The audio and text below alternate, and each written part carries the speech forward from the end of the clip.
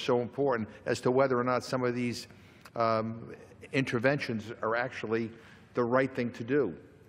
But we skirted that issue, and we continue to put this on the back burner. And so as I said, I have no objection to this amendment. I support this amendment. I just think we're at a point where we should be doing much more. We're much farther along than to just require a report or to mandate hearings. And I am concerned that after these reports and these hearings are done, then what? Because the gentleman's amendment doesn't require that Congress take up an AUMF, or that we actually have to have a vote in so many days or so many months. So I look forward to working with the gentleman to make sure that not only are these reports and these hearings conducted as we all want them to be, but to continue to press this leadership to do the right thing, to not give away Congress's constitutional responsibilities, and to do what's right by the men and women who sacrifice so much for our country.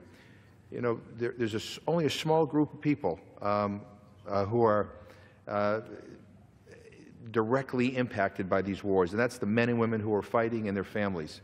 The rest of us are basically asked to do nothing.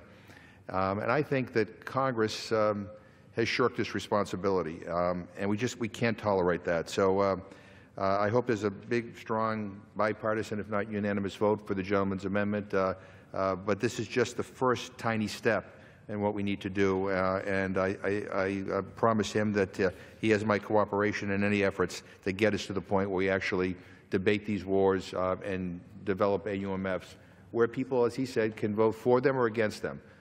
You know, my view of what we should be doing, I know, is very different from the gentleman from Oklahoma's, and perhaps even different from the gentleman from California. But you know, that's the kind of the genius and the wonder of this place. So we all can have different points of views, and and we can even differ. But at the end of the day, the majority decide. So with that, I urge my colleagues to vote for the Cole amendment, and I yield back the balance of my time. Gentleman yields. The gentleman from Oklahoma is recognized. Thank you, Mr. Speaker. I yield myself the balance of my time. The gentleman is recognized. Thank you. I want to begin by associating myself very much with the remarks of my good friends from Massachusetts. Frankly, this is an area where we have found common ground, because I think we both deeply revere this institution and, frankly, respect the Constitution of the United States. And when he says that we have shirked our duty, in my view, we have. I think it's absolutely a fair statement to make. I think the gentleman from Washington is also correct. It's hard. This is a very complex, difficult kind of war. It's a new kind of war. Its enemies morphing into different forms in different places.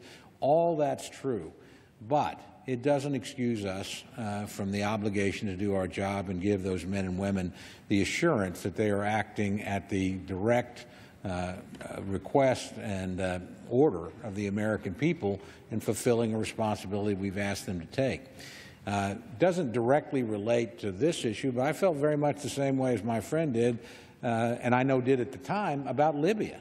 I mean, we stretched the NATO alliance so far to get involved in a country where, in my view, we should have never been involved, but more importantly, Libya didn't attack NATO. You know, it really didn't make a lot of sense to use that kind of instrument to justify a war. And I aim this at no particular president, either our last one or our current one. But frankly, presidents don't like Congress very much to tell them what to do. And they don't want to have to come down here and justify things. They just want to be able to do them. Well, I'm sorry, the Constitution is very clear about that, and one of the reasons we have a Constitution is because we didn't want to live under that system when it was a monarchy as opposed to a presidency. So, you know, it is part of our duty to keep a check on the extraordinary power that we place in the hands of the Chief Executive of the United States, regardless of who that person is, regardless of what party they represent. My friend makes a good point when he says, you know, sometimes, you know, we don't trust one another, or, you know, we don't want to give the president too much power. We also don't want to, you know, take too much responsibility ourselves sometimes. And for that, we ought to look in the mirror. We ought to be willing to take that awesome responsibility that the Constitution entrusts us with and make the tough decisions that the American people send us here to make. I actually think going through this process will be very good for the Constitution. Now, my friend is correct. It is a baby step, and I share his frustration. But I also think the current administration deserves a chance to be heard as to present a justification, not just inherit an ongoing conflict. And I think that the Committee of Jurisdiction, the Foreign Relations Committee, deserves the opportunity to hear this. My friend expresses a concern, which quite frankly I share, that we'll have a hearing and not much more. That would not be where I would propose that we end, and would hope and would work with my friend to make sure that's not where we end.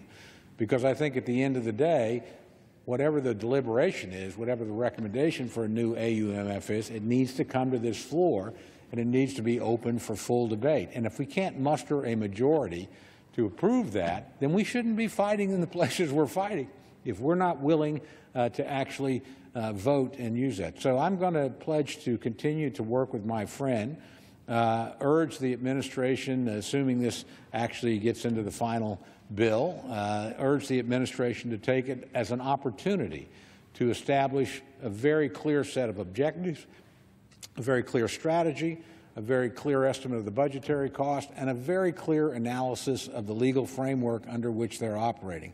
I think they and we owe that to the country. We certainly owe it to the men and women that we've asked to go and do difficult things and risk their lives on our behalf, and they do it willingly. But again, the Secretary of Defense said this would be helpful. This kind of debate would make a difference. So I again thank my friends for their cooperation in this. I thank particularly the chairman, the ranking member, for allowing us to use this particular vehicle to express it. I thank the leadership of the House for being willing to grapple with this issue, and I thank my friend again from Massachusetts for his efforts. My friend from California, Ms. Lee, who's also worked on this. A lot of people on our side of the aisle feel exactly the same way. So this is a debate about the future of a conflict, but it's also a debate about the appropriate constitutional authority of the Congress of the United States and a willingness by the members to embrace this. So it's actually, I think, a good day, even though it's only the first step in a long journey. With that, Mr. Speaker, I urge the adoption of the amendment, and I yield back the balance of my time.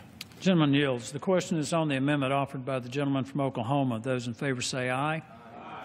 Those opposed, no. Opinion of the chair, the ayes have it. The amendment is agreed to.